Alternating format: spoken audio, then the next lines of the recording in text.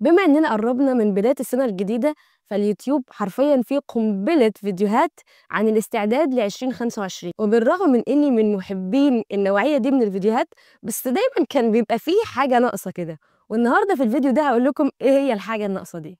المعلومة اللي كانت بتبقى دايما ناقصة هي إن التخطيط ليه عدة مستويات، بداية من اليوم، الأسبوع، للشهر، للربع سنة، للسنة، لحياتك كلها.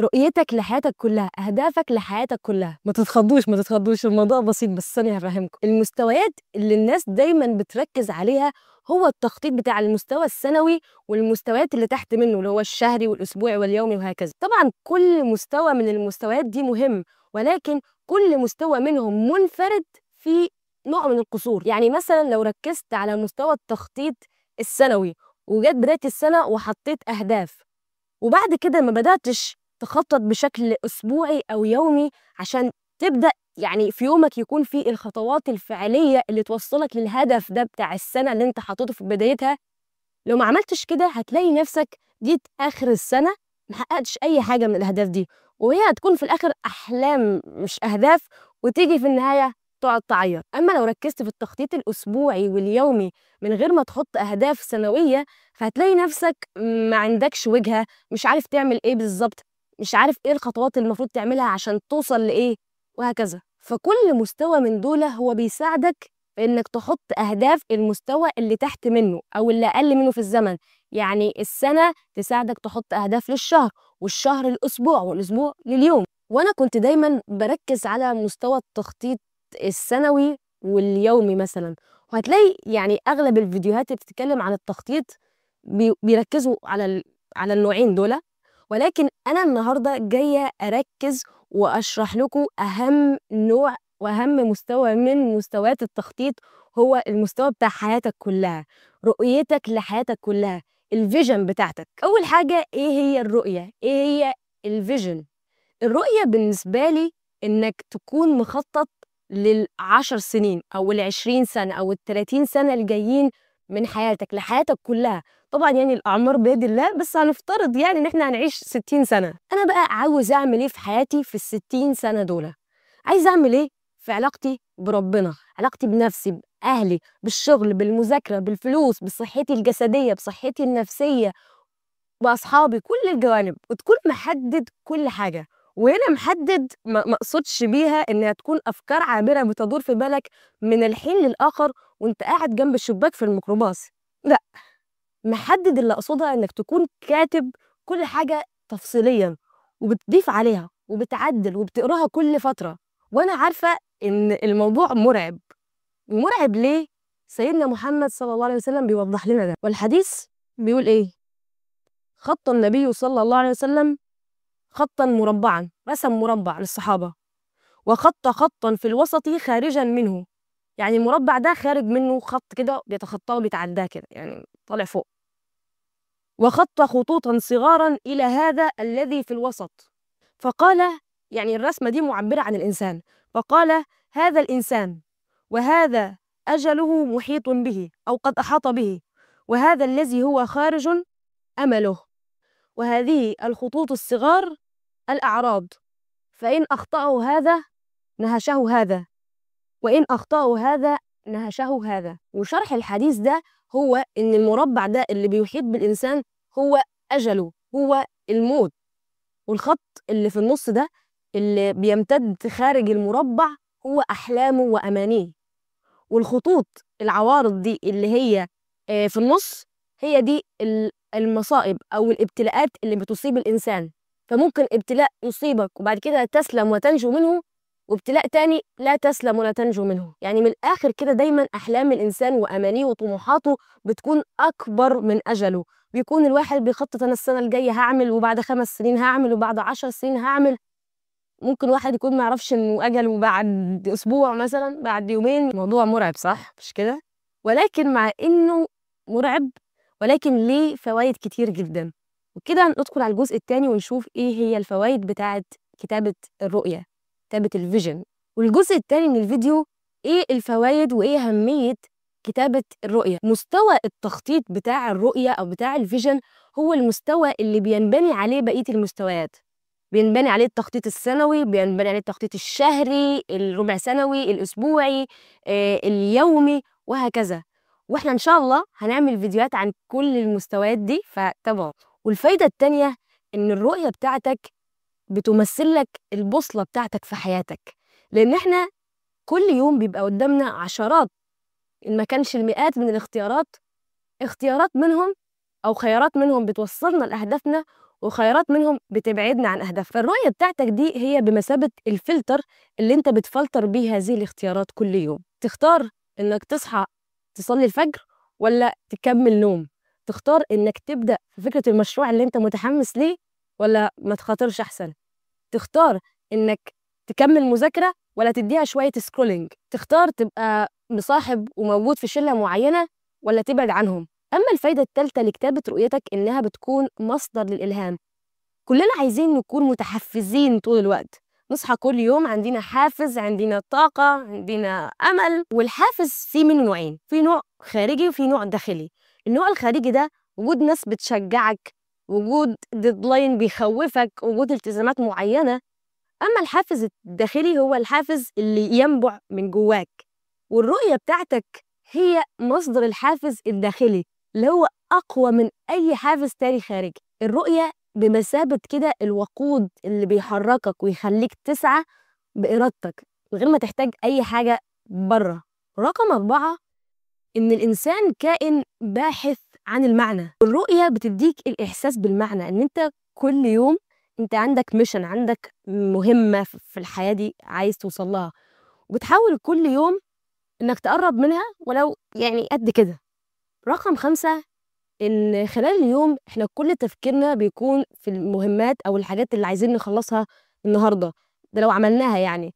والحياة بتسحلنا، بيكون الأفق بتاعنا ضيق قوي، يعني النهاردة معايا إيه، بكرة معايا إيه، الأسبوع ده معايا إيه. ففعلا يعني مخك مش بيلاقي فرصة كده إنه يرتاح كده ويهدى ويبدأ يفكر في المستقبل، يبدأ يتطلع، يبدأ يشوف الأهداف طويلة الأجل. فكتابة رؤيتك بتخليك يعني تستجلب كده المستقبل، تشوف تطلعاتك ليه، تعقد مقارنة بين نفسك حاليا ونفسك بتاعت 10 سنين قدام، 20 سنة قدام، وهكذا.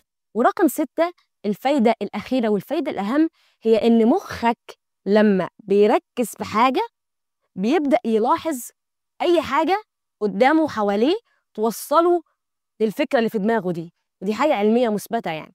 في كده مثال مشهور، واحد فكر وقرر يجيب عربية حمراء، فيبقى ماشي في الشارع يلاحظ هي كل الناس اشترت عربيات حمراء ولا ايه، يعني العربيات الحمراء كترت ليه كده في الشوارع؟ هل فعلا العربيات الحمراء كترت ولا هو بدأ يركز مع العربيات الحمراء؟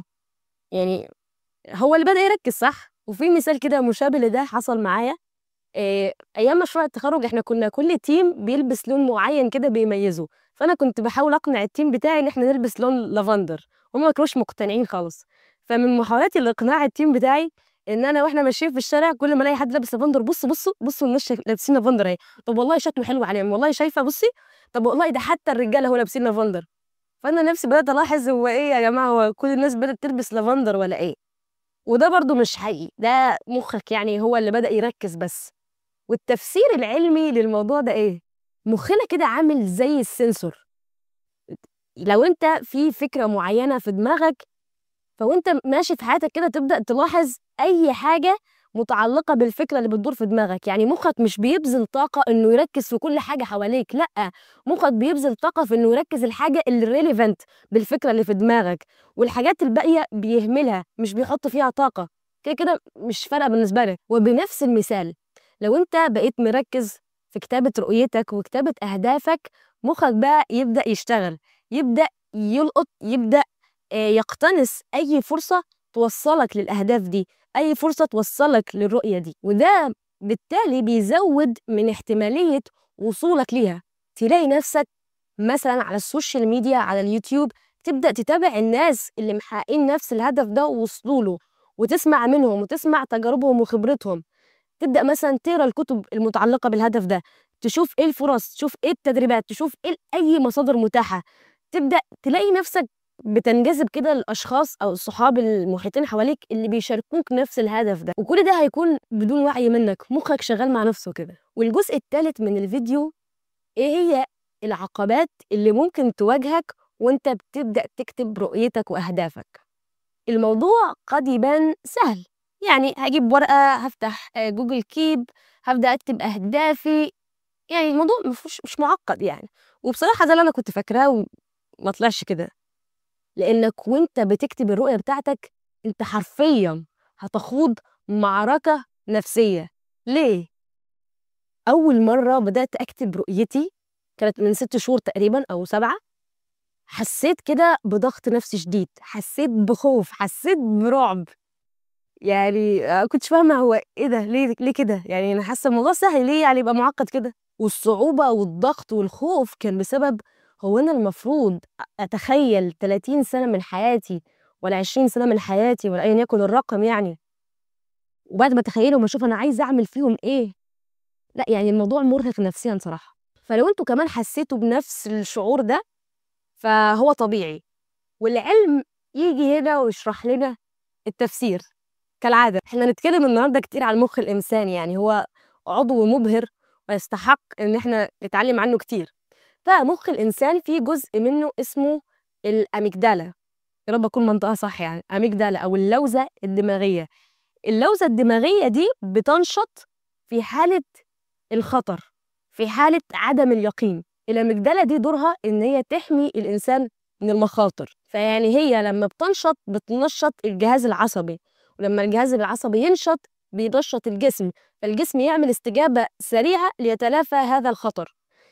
يعني أبسط مثال، لما تيجي تمسك كوباية سخنة، حاجة سخنة، فتقوم حاسس بالسخونة، فتروح إيه؟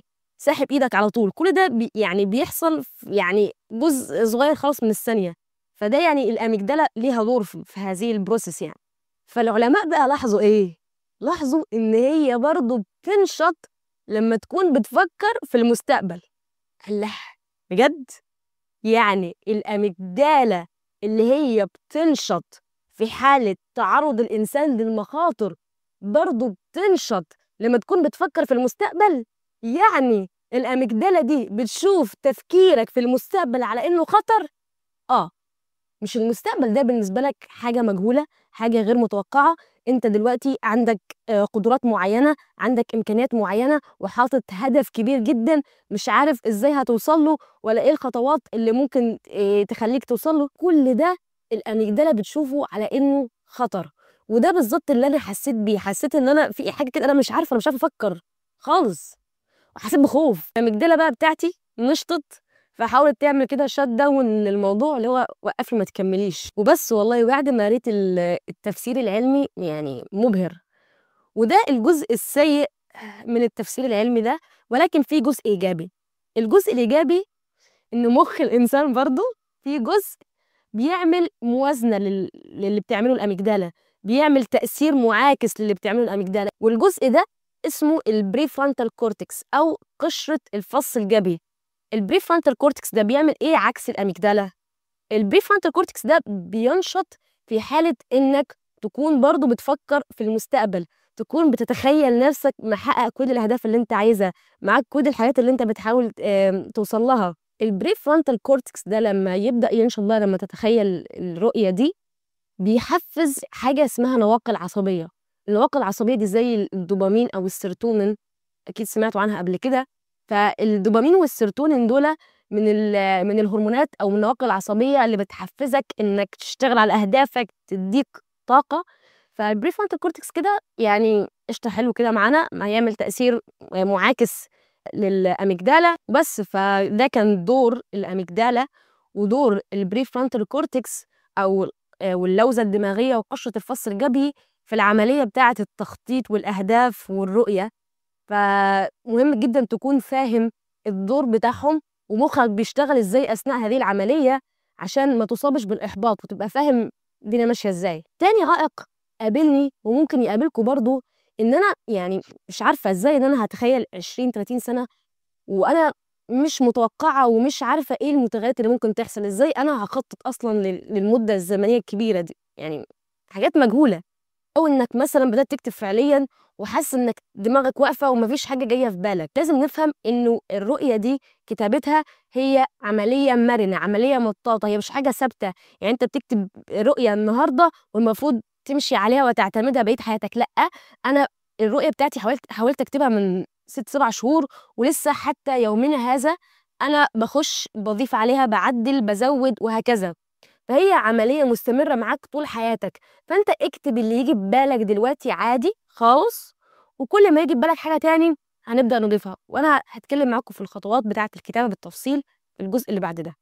أما العقبة التالتة هي إننا وإحنا بنكتب بنخاف من الفشل، بنخاف نكتب هدف ونفشل في تحقيق هذا الهدف، ونيجي مثلًا يعني كتبنا هدف ل2025، جينا في آخر السنة بصينا على الأهداف دي لقينا إن إحنا ما حققناهاش، فنُصاب بالإحباط وجلد الذات، وده اللي كان بيحصل معايا. فتبدأ تقول لنفسك play small كده، ما تخططش أوي، ما تحطش أهداف كتير، خلاص مش مهم نكتب، أنا هابقى أفتكر إن شاء الله الأهداف دي وأعملها. بتحاول تتلافى، بتحاول توفّر على نفسك كمية جلد الذات اللي بتعملها آخر السنة. وفي الحقيقة إحنا لازم نتصالح مع الفشل، لإننا لو خُفنا من الفشل هنخاف نحُط أهداف أصلًا. وهنا لازم نتكلّم عن أهمية التصالح مع الفشل. على فكرة إحنا مش مولودين بنخاف من الفشل، يعني الإنسان عنده biological fears أو مخاوف طبيعية اتولد بيها. الفشل مش منها خالص، اتعلمنا نخاف منه من خلال البيئة اللي حوالينا، من خلال بابا وماما، من خلال المدرسة، من خلال المستر، صحابنا، كل البيئة المحيطة دي. وهنا هاتكلم عن تجربة مرّيت بيها. وأنا في ثانوي كان عندي هدف كبير، كان هدفي إن أنا أطلع الأولى على الثانوية العامة، كنت كاتبة يعني الأولى على الثانوية العامة، كنت كاتباها كده في لوحة ومزينة اللوحة حاطاها على الحيطة. وقعدت الثانوية عامة وما حققتش الهدف ده. طبعًا أهلي هيسيبوني في حالي؟ ما حصلش. كل البيت طبعًا بدأ يسخر منّي ويستهزئ بيّا. أنا عارفة إنه هزار، أنا عارفة إنه هزار، ولكن أنا طبيعي بعد كده أخاف من الفشل، طبيعي إن أنا أتعلّم إن أنا أخاف من الفشل، أتعلّم إن أنا أخاف هي الناس هتقول عليّا إيه، أو هتفكّر فيّا إزاي لو أنا كان عندي هدف وقُلت لهم على الهدف ده وما حققتوش، نظرتهم هتكون عاملة إزاي. وأكيد يعني كلّنا مرّينا بالتجارب دي، إن إحنا كان عندنا هدف وقُلنا للناس اللي حوالينا وأهلنا وما حققناهوش، وفي ممكن يكون منهم يعني اللي سخر مننا وهكذا. فالخوف بيبتدي يتبني كده. يمكن أنا فعلًا وقتها ما حققتش الهدف، ما طلعتش الأولى على الثانوية العامة، بس أنا اتعلمت حاجات كتير، اتعلمت حاجات كتير عن التخطيط، عن الأهداف، إزاي نحقق أهدافنا. سمعت فيديوهات، قريت كتب، خدت كورسات. وممكن يعني لو ما كانش عندي المعرفة دي وما عنديش المعلومات دي، ما كانش زماني قاعدة دلوقتي باتكلم عن التخطيط وباتكلم عن الرؤية، وما كانش عندي قناة يوتيوب. فلازم بجد وإحنا بنخطط وإحنا بنحط أهداف ما نتعاملش مع الفشل كأنه عدو بنحاول نتجنبه. لأنك أنت لو حاولت تتجنب الفشل فأنت بتتجنب إنك تحط أهداف أصلًا. فيبقى الموضوع مش هاحط أهداف خلاص، يعني أنا مش عايزة أفشل فمش عايزة أحط أهداف. والحل هيكون في إنك تتقبل الفشل، تكتب رؤيتك، تحط الأهداف اللي فيها. الهدف اتحقق قشطة جميل جدًا، ما اتحققش نبدأ نشوف إيه الأسباب اللي أدِّت إن أنا ما حققتش الهدف ده، نشوف الأسباب، نشتغل على الأسباب، نحاول مرّة كمان، فشلنا نحاول مرّة كمان وهكذا. الفشل والله مش مرعب. رابع عقبة ممكن تواجهها هي إن العمر محدود، العمر محدود، ومحدودية أي حاجة بتدّي له القيمة بتاعته، وهكذا العُمر. أعتقد إن الخوف على العُمر والحرص عليه هو شعور صحّي جدًا، لإن بعد ما نموت ربنا هيسألنا وعن عُمره فيما أفناه، فطبيعي جدًا إن الشعور ده يكون موجود عندينا. ولكن إمتى يكون مش صحّي؟ في حالة واحدة، ودي الحالة أنا كنت باحسّها وأعتقد ناس كتير كده زيي. لمّا تيجي توصل عند سِن معيّن، عندي 18 سَنة مثلًا، تقول ياه! أنا إزاي عندي 18 سَنة ولسه ما عملتش وما حققتش وما سوّيتش. تيجي عند 20 سَنة، أنا إزاي وصلت 20 سَنة ولسه ما عملتش كذا وكذا وكذا وكذا وكذا. وتبدأ بقى مقارنات كتير جدًا لمّا تلاقي ناس في سِن معيّن مثلًا عاملين حاجات مش عارف إيه وبتاع، وأنت في نفس العمر ده ما عملتهاش. هنا هيكون الشعور مش صحّي. طيب أنا إزاي لقيت الموازنة بين إن أنا أخاف على عمري وأحس كده إنه حاجة ثمينة باحرص عليها، وبرضه ما يكونش الخوف بتاعي بيقلقني، مخلّيني مش عارفة أتحرّك، بيخلّيني أقارن نفسي بالناس. واللي بدأ يوزن معايا الكفّة دي هي استشعارك إنه عمرك محدود ولكن مش بشكل مطلق. يعني عمرك محدود في الدنيا ال40، 50، 60 سنة اللي إحنا هنعيشهم، ولكن في مرحلة تاني بعد فيها خلود. يعني أنا خالدة، إحنا خالدين كلّنا، فالإنسان مخلوق للخلود. هنخلد فين بقى؟ يعني إن شاء الله يكون في الجنة. والتصالح مع إن العمر محدود مهم، لإن إحنا مقيدين بزمن صغير جدًا، وأهدافنا كتير، عايزين نحقق حاجات كتير، ممكن عمرنا لا يسمح لينا إن إحنا نعملها. فلمّا تفكّر إن أنت يعني خلاص إحنا ماشي، يعني في خلود، في خلود، فكّر شِن نفسك إن في خلود. الخوف والقلق والتوتر بيخفُتوا. فأنا مش عارفة بصراحة الناس اللي هم اسمهم الدهريين، يعني دول معتقدهم إنه الإنسان يعني حياته بس اللي هي بتاعة الدنيا دي، ما فيش آخرة، ما فيش حاجة بعد الموت. وما هي إلا حياتنا الدنيا نموت ونحيا وما يهلكنا إلا الدهر. مش عارفة بصراحة يعني إزاي بيعيشوا مع الفكرة دي، باحسّها فكرة مرعبة إنِّك هتكون فناء بعد الموت يعني. فكده هيتلاشى عندك الخوف بتاع إنك دايمًا شايف نفسك متأخّر. والعقبة الخامسة وأنت بتيجي تكتب رؤيتك، هتلاقي دماغك على طول بتهجم عليك بسؤال إزاي؟ إزاي، إزاي، إزاي؟ أول ما تبتدي تفكّر في هدف كبير، تلاقي دماغك تقول لك إزاي هنعمله؟ طب مش هنعرف. يعني أنا مثلًا عايزة أفتح قناة يوتيوب، طب إزاي هاجيب مُعدات منين؟ طب حد هيتفرّج عليّا؟ طب هاجيب أفكار منين؟ إزاي كل الأسئلة دي هي مهمة، ولكن مش دلوقتي. التوقيت مهم جدًا. التوقيت مهم جدًا في إنك تسأل الأول سؤال ماذا، بعد كده سؤال كيف. سؤال ماذا هو اللي بيفتح لدماغك الآفاق إن هي تفكّر ماذا؟ ماذا أريد للمستقبل؟ ماذا أريد في الرؤية بتاعتي؟ تدّي السماحية لدماغك إنها يعني تجول بك في الأحلام، وتكتب كل اللي ييجي في بالك من غير ما ترهقها بالسؤال بتاع إزاي، لإنها هتتسحل في التفكير وهتتوتر كده وتجيب ورا ومش هتكتب الهدف أصلًا. فيعني حاول تهدّي الأصوات بتاعة السؤال بتاع كيف، السؤال بتاع إزاي، وتشتغل في السؤال ماذا. اكتب، اكتب، اكتب، اكتب. ما تفكّرش في إزاي دلوقتي، ما تفكّرش. هنوصل له بس مش دلوقتي. يعني الطبيعي إن إحنا ما نكونش عارفين إزاي، ما هو إحنا لو نعرف إزاي كنا عملناه. يعني لو أنا أعرف إزاي أفتح قناة يوتيوب مثلًا من مثلًا من سَنة، كنت عملت كده صح؟ لكن أنا ما أعرفش، فيعني ما ارهقش دماغي بالسؤال بتاع إزاي دلوقتي. ولمّا تدّي لنفسك فرصة للتفكير، آآ بتحس إن الحاجة ممكنة. وجزء مهم جدًا في تحقيق أي هدف إنك تحس إنه ممكن. أصلي لو هو مش ممكن، أنت هتتعب نفسك ليه في إنك تحاول عشانه؟ فلازم تحس إنه ممكن. بعد كده ييجي السؤال بتاع كيف، إزاي؟ السؤال بتاع الكيف ده بقى يعني تبع التخطيط اللي هو على مراحل أصغر شوية، اللي هو الربع سنوي والشهري والأسبوعي واليومي، اللي أنت بتفصّص فيه الهدف، تعرف إيه الخطوات بتاعته، تفكّر فيها، تشوف هتعمل إيه إمتى وهكذا. بس في الرؤية ما تفكّرش في إزاي.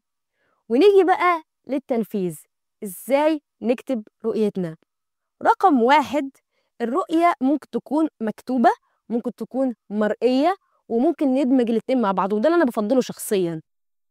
لو نتكلم على الكتابة، فالكتابة ممكن تكون digital أو ورقي. في ناس بتحب الdigital، أنا مثلًا باحب notion. في ناس ممكن تشتغل بGoogle keep، أي أداة مشابهة، طب قشطة ما فيش مشاكل.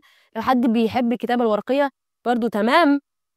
بس أنا بافضّل الكتابة الإلكترونية، لإن أنت ممكن تمسح، تضيف، تكتب كلام لا نهائي عادي، في مساحة لكل ده. وبالنسبة للصور، أنا باستخدم أو يعني للصور لو حاجة إلكترونية أو كده، صور من على موقع اسمه Pinterest، ده اللي باخد من عليه الصور، وبعد كده باحط الصور دي في Notion.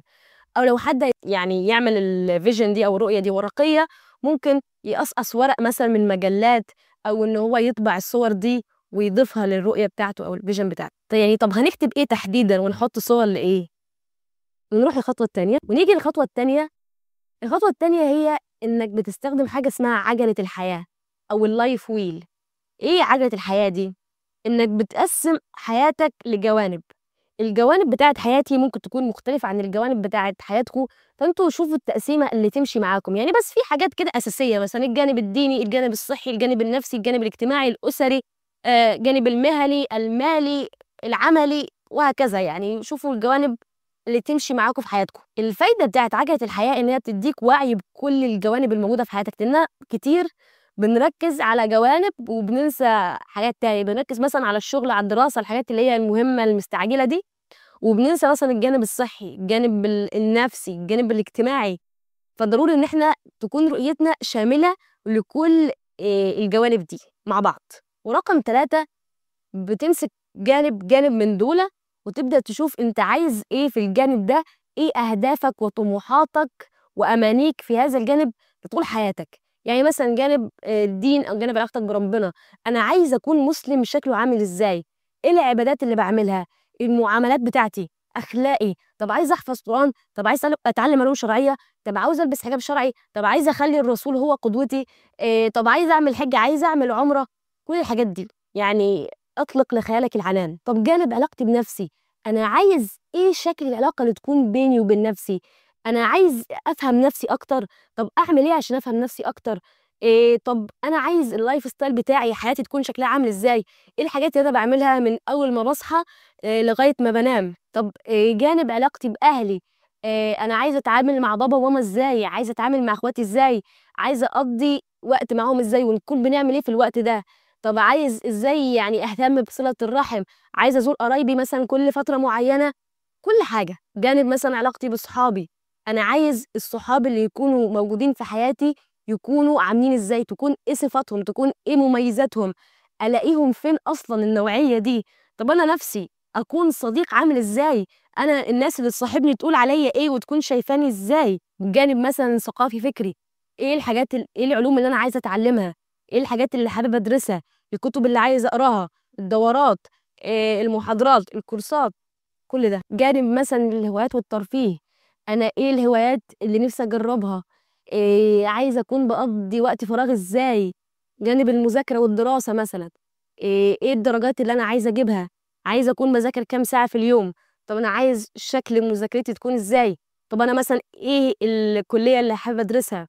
طب أنا عايزة أدرس آخُد منحة مثلًا والّا أدرس في مصر، طب مش عارفة إيه الجامعة اللي أنا عايزة أدرس فيها وهكذا. جانب الشغل والجانب المهني، أنا عايزة أكون باشتغل إيه وإيه هدفي من الشغلانة دي، الرسالة بتاعتي في الشغل، عايزة أكون باقبض قد إيه، إيه المشاريع اللي عايزة أفتحها، إيه التأثير اللي عايزة أسيبه في الناس اللي حواليّا. طب بالنسبة لصحّتي، أنا عايزة أهتم بصحّتي إزاي، في رياضة معيّنة مثلًا حابة ألعبها، النوم بتاعي يكون كام ساعة في اليوم، جودة النوم، نوع الأكل اللي أنا باكله، أي حاجة متعلقة بالصحة. والجماعة الperfectionists حبايبي، يا جماعة بُصّوا أنا حاسة بيكم والله، اكتبوا أي حاجة، أي حاجة تيجي في بالكم اكتبوها، تمام، مش لازم يكون الكلام دقيق، مش لازم يكون التدوين بشكل معيّن، أي حاجة، كده أصلًا التدوينة دي أو الرؤية دي مش هتخلص في قعدة واحدة، إحنا قُلنا إن هي مستمرة.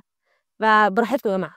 والخطوة الرابعة هي إن عملية كتابة الرؤية هي عملية مستمرة بتاخد فترة زمنية كبيرة جدًا، ممكن تكون طول حياتك أنت بتقعد تكتب فيها. يعني مثلًا أنا بدأت أكتبها النهارده، جه في بالي النهارده حاجتين 3، طبعًا أنت مش هتجاوب على كل الأسئلة اللي أنا سألتها دي في قعدة واحدة، أكيد طبيعي، فهتجاوب النهارده واللي ييجي في بالك النهارده حاجتين 3 تقوم كاتبهم، بُكرة تقوم مفتكر مثلًا حاجتين تانيين كاتبهم، الأسبوع الجاي نفس الموضوع تروح كاتب، فهو الموضوع هيستمر معاك. أنا زي ما قُلت لكم أنا بدأت أكتب الرؤية بتاعتي في شهر 7 ولسه أنا لحد شهر 12 أنا باعدّل عليها، وهافضل أعدّل عليها برضه، وده بيقتل الperfectionism وكمان بيخلّيك ماشي في حياتك كده عمّال تلقّط كده يمين وشمال، عمّال تلقّط كده مثلًا من شُفت أو سمعت حد مؤثّر فألهمك لحاجة معيّنة، فتقوم كاتب الحاجة دي في الرؤية بتاعتك، تقوم سامع podcast، سامع فيديو، قاري كتاب ألهمك برضه لحاجة معيّنة، فتقوم حاططها في الرؤية، فتكون أنت ماشي في حياتك وأنت بتحاول تشوف إيه اللي حواليك ممكن يلهمك عشان تبني بيه الرؤية بتاعتك. ورقم 5 إحنا اتكلّمنا عن الكتابة صح؟ دلوقتي جه دور الصور، إيه بقى حكاية الصور دي وليه هي مهمة؟ دلوقتي إحنا بعد ما كتبنا الرؤية بتاعتنا كتابة تفصيلية بنحط صور، يعني مثلًا أنا عندي هدف مثلا له علاقه بالمذاكره، فاحط صور ناس بتذاكر، او هدف في الشغل احط صور مشابهه للهدف ده. مثلا هدف له علاقه بالصحه، فاحط صور ناس في الجيم، وهكذا. تبدا تجمع صور للحاجات المشابهه لاهدافك. ليه بقى الصور مهمه؟ لان الصور ليها دور قوي جدا في نفسيتك، لانك انت لما تشوف الصور دي هتحس نفسك انك محقق الاهداف دي، تتخيل نفسك واصل للمكان ده. لو بتكتب رؤيتك ديجيتال، فممكن مثلا بتعمل صفحه للكتابه، الكلام نفسه، وصفحه اخرى للصور اللي انت جمعتها من جوجل، او جمعتها من بنترست، او جمعتها من اي مكان، وتكون بتقرا الكلام وتشوف الصور المعبره عنه. او ممكن في نفس الصفحه عادي، في نفس الصفحه مثلا في نوشن او في جوجل كيب. لكن لو بتستخدم ورقه وقلم وكده، فانت احنا قلنا ان انت ممكن تقصقص صور، او ممكن تطبع الصور وتعملها كده في لوحه بيسموها الفيجن بورد.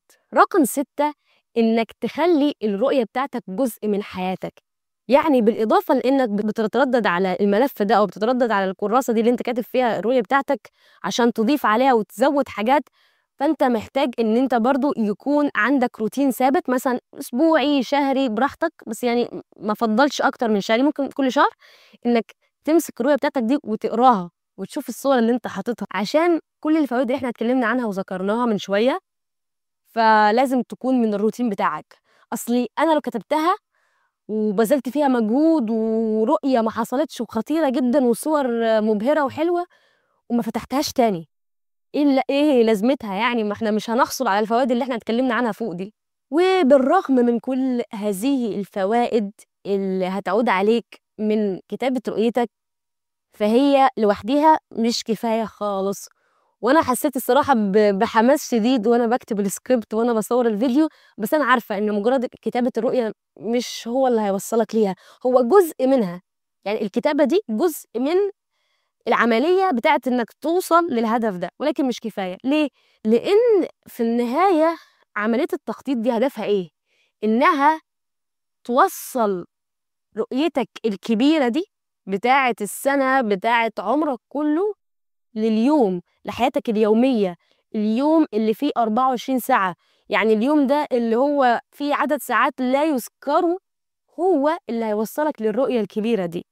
فلو معرفتش تعمل عملية ربط بين الرؤية وبين اليوم، فأنت ما عملتش حاجة.